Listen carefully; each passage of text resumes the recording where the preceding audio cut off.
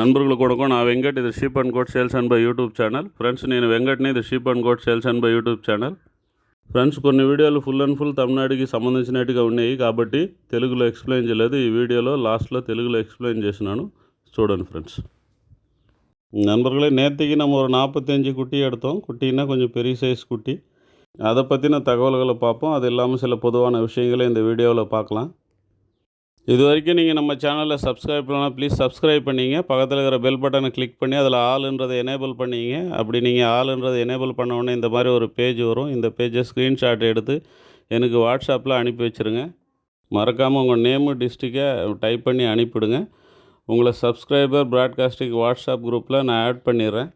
அது உங்களுக்கு ஃப்யூச்சரில் பல விதங்களில் யூஸ்ஃபுல்லாக இருக்கும். ஆல்ரெடி சப்ஸ்கிரைப் பண்ண நண்பர்களாக இருந்தாலும் கூட லைக் பண்ணுங்கள். மறக்காமல் உங்கள் நண்பர்களுக்கும் ஷேர் பண்ணுங்கள்.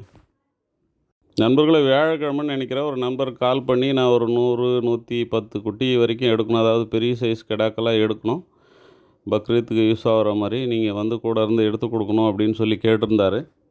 சார், நான் வளர்ப்பு குட்டி எடுத்து கொடுக்கறதுக்கு 100 ரூபா வாங்குகிறேன், கிடாக்கெல்லாம் 200 ரூபா, தாயாடுகளுக்கும் அதே மாதிரி 200 ரூபா வாங்குகிறேன். ஸோ நீங்கள் எத்தனை குட்டி எடுக்கணும்னு சொல்கிறீங்களோ அதுக்கான காசை நீங்கள் அனுப்பி வச்சுருங்க. நீங்கள் அனுப்பி வச்சா மட்டும்தான் நான் என் ஒர்க்கெல்லாம் விட்டுட்டு ஃப்ரீ பண்ணிக்கிட்டு உங்களுக்காக வந்து எடுத்து கொடுக்க முடியும்னு நான் சொன்னேன். சரி சார், நான் அனுப்புகிறேன் அப்படின்னு சொல்லியிருந்தார். வியாழக்கிழமை கால் பண்ணி நான் வந்துட்டு இருக்கேன், கிளாம்பாக்கம் வந்து இறங்கிடுவேன், அங்கேருந்து எப்படி வரணும்னு சொல்லிட்டு கேட்டார். கிளாம்பாக்கத்துலேருந்து மாதவரம் ஆந்திரா பஸ் ஸ்டாண்ட் கேளுங்க சார், அங்கே வந்துட்டு திரும்ப நீங்கள் அங்கேருந்து வண்டி பிடிச்சி, அதாவது நெல்லூர் வண்டி பிடிச்சி கூடூருக்கு வந்துடுங்கன்னு சொல்லி வழியெல்லாம் சொன்னேன். வெள்ளிக்கிழமை விடிகாலம் வந்து சேர்ந்துட்டார். இதுக்குள்ளே அதே அறந்தாங்கிலேருந்து வேறு ஒரு நண்பர் வந்திருந்தார். அவருக்கு ஒரு 45 குட்டி எடுத்து நான் எல்லாமே அரேஞ்ச் பண்ணி வண்டியை அனுப்பி வச்சுட்டேன். நான் ஃப்ரீயாக தான் இருந்தேன். ஆனால் அதுக்கப்புறம் பார்த்திங்கன்னா அவர் என்ன பண்ணார்னா, நம்ம கூடவே வருவார், நம்ம ஆடு காட்டிகிட்டு இருக்கிறோம், அந்த பார்ட்டிகளை நம்ம பேசிகிட்டு இருக்கிறோம், இந்த விலை விவரங்களை கேட்டிருக்கிறோன்னா திடீர்னு திரும்பி பார்த்தா காணாமல் போயிடுவார். எங்கே போயிருக்காருன்னே தெரியாது. அவர் பாட்டுக்கு வேறு எங்கேயோ போய் பார்த்துட்டு இருக்கிறாரு. 4-5 இடத்துல அதே மாதிரி பண்ணார். அதுக்கப்புறம் நான் கேட்டேன், ஏங்க உங்களுக்காக தான் நான் பார்த்துட்ருக்குறேன், பேசிகிட்ருக்கிறேன், நீங்கள் கூட இருக்கிறீங்க, அது பிடிச்சிருக்கா பிடிக்கலையா, இல்லை என்ன விலைக்கு கேட்கலாம் அப்படின்னு நீங்கள் சொன்னால் தான் நான் கேட்க முடியும், ஏன் இந்த மாதிரி பண்ணுறீங்க அப்படின்னா, உங்கள் பின்னாடியே நான் சுற்ற முடியுமா அப்படின்றாரு. அதுக்காக என்னையங்க வர சொன்னீங்க, எனக்கு வேலை வெட்டி இல்லைன்னு நினச்சிட்டிங்களா எப்படி, நீங்கள் வந்து வர சொன்னதுனால தான் வந்தேன், சரி நீங்கள் பணம் போடலைனாலும் கூட பரவாயில்ல, இவ்வளோ தொலைவு நம்மளை நம்பி வர்றாங்களே அப்படின்னு சொல்லிட்டு தான் நான் வந்தேன். உங்களுக்கே அனுபவம் இருக்குது, நீங்களே எடுத்துப்பீங்க அப்படின்னா என்ன ஏங்க கூப்பிட்றீங்க, எனக்கு ஒவ்வொரு மணி நேரமும் எவ்வளோ முக்கியமானது தெரியுங்களா, எவ்வளோ சேல்ஸ் வீடியோ நான் போட முடியாமல் வச்சுருக்கேன், மற்றவங்களுக்காக நான் உதவி செஞ்சுருப்பேன், உங்களுக்காக வந்து நான் இங்கே நைட்டு ஃபுல்லாக தூக்கம் இல்லாமல் சுற்றிட்டு இருக்கிறேன், இந்த மாதிரி பண்ணாதீங்கன்னு சொல்லிவிட்டு நான் வந்துட்டேன். இது ஏன் நான் இங்கே சொல்கிறேன்னா, நிறைய நண்பர்கள் ஏற்கனவே கூட கேட்டிருக்கீங்க, கமிஷன் சார்ஜஸ் நான் வந்தால் கொடுக்க மாட்டோமா சார், முன்னாடியே கொடுக்கணும்னு சொல்கிறீங்களே, ஏன் இப்படி கேட்குறீங்க அப்படின்லாம் கேட்டிருக்கீங்க.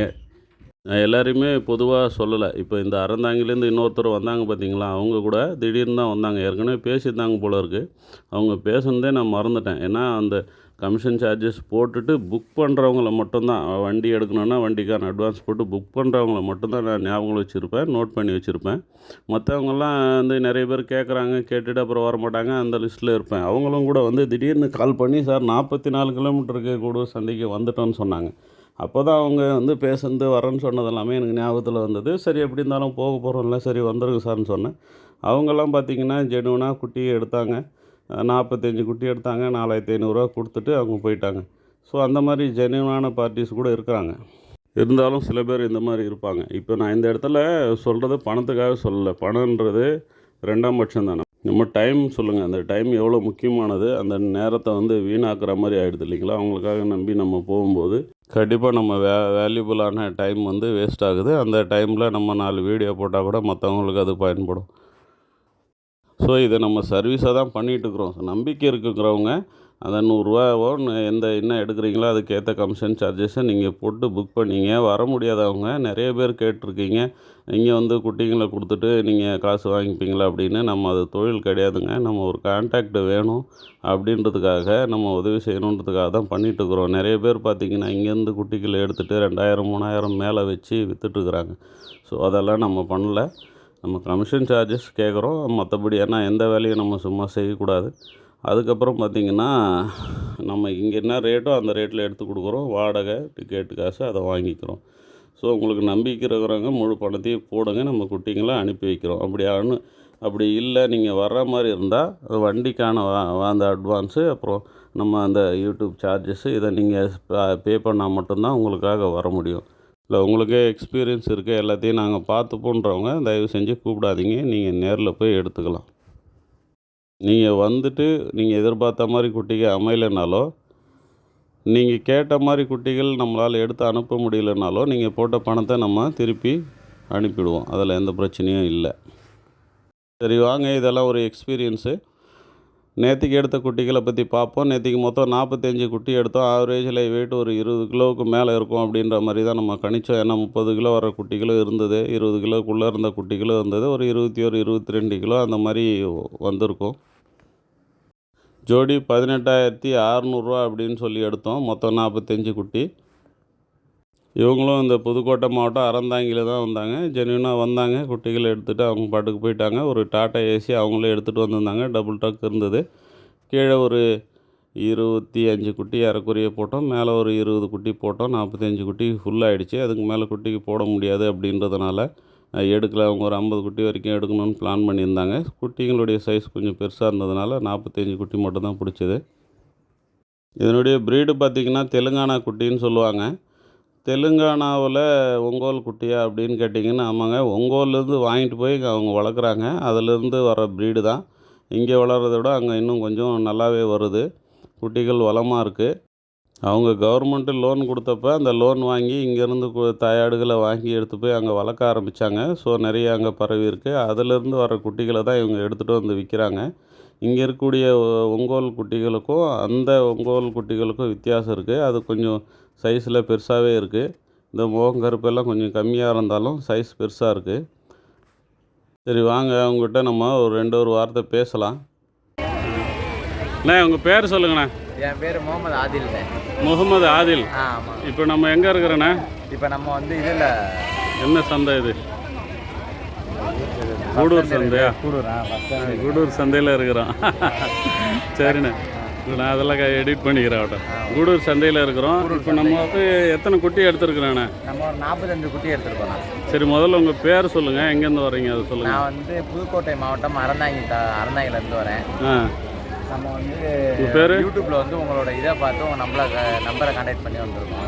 சரிண்ணே, உங்கள் பேர்? என் பேர் முகமது ஆதில். இப்போ நம்ம எத்தனை குட்டி எடுத்துருக்குறோண்ணே? 45 குட்டி எடுத்துருக்கோம். சரிண்ணே. ஜோடி என்ன ரேட்டில் எடுத்தோம்? ஜோடி 18,600. இப்போ நீங்கள் இதை எடுத்துகிட்டு போய்ட்டு உங்களுக்கு இது பக்ரீத்துக்குள்ளே சேல்ஸ் பண்ணுற மாதிரி ஐடியா? பக்ரீத்துக்குள்ளே சேல்ஸ். அதனால் கொஞ்சம் பெரிய சைஸ் குட்டியாக பார்த்து எடுத்தீங்க. ஆமாம், கொஞ்சம் நல்லா நீங்கள் சிறப்பாக பண்ணி கொடுத்தீங்க. சரிண்ணே, உங்களுக்கு இப்போ எடுத்ததில் திருப்தி தான்? சந்தோஷம் தானே. சரிண்ணே, வேறு எதுவும் இல்லை. ஏதாவது தேவைன்னா இந்த வாட்டி கான்டாக்ட் பண்ணுங்கள். கண்டிப்பாக உங்களை கான்டாக்ட் பண்ணுவோம். சரிண்ணே, ஓகே, தேங்க்ஸ்.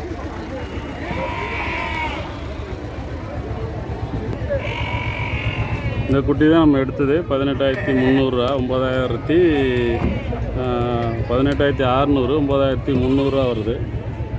சின்னதும் பெருசும் கொஞ்சம் கலந்து தான் இருக்குது இதில்.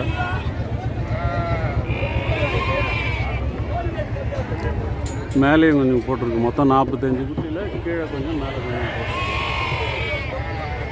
ఫ్రెండ్స్, ఈరోజు పుదుకోట డిస్టిక్ నుంచి పిల్లల కోసం వచ్చినారు. మొత్తం 45 పిల్లలు ఎత్తినామని, పెద్ద సైజు పిల్లలు. యావరేజ్ వెయిట్ చూస్తే ఒక 20, 21, 22 అమరు రావచ్చు. 30 కిలోలు అయ్యే పిల్లలు ఉన్నాయి.